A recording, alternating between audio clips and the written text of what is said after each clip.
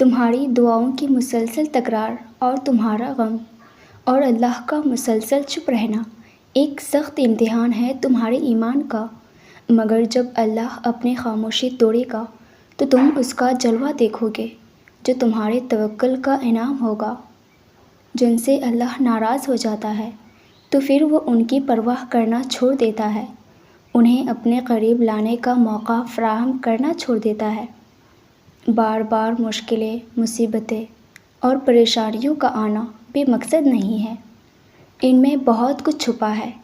ہو سکتا ہے تمہارے لیے کوئی سبق ہو، کوئی راز یا پھر کوئی نشانی۔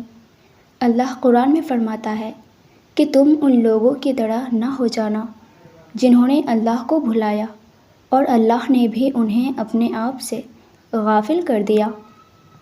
اگر تم اپنی پریشانیاں، مصیبتیں، الجھنیں، اداسیاں اور مایوسی کو ختم کرنا چاہتے ہو تو میری ایک بات یاد رکھنا۔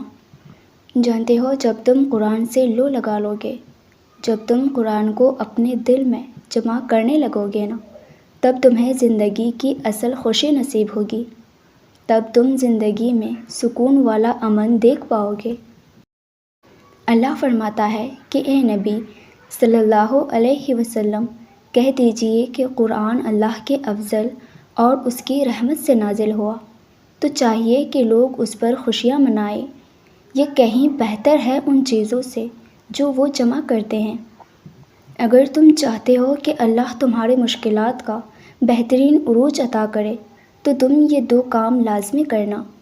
اگر تم ایسے لہجے اور اندازیہ سے نوازے گئے ہو جو زخمی دلوں پر مرہم کا کام کر سکے تو تم پر لازم ہے کہ تم اسے جاری رکھو، اور قدرت جو بھی تم سے اپنے مخلوق کی خاطر کام لے رہی ہے وہ چپ چاپ کرتے رہو۔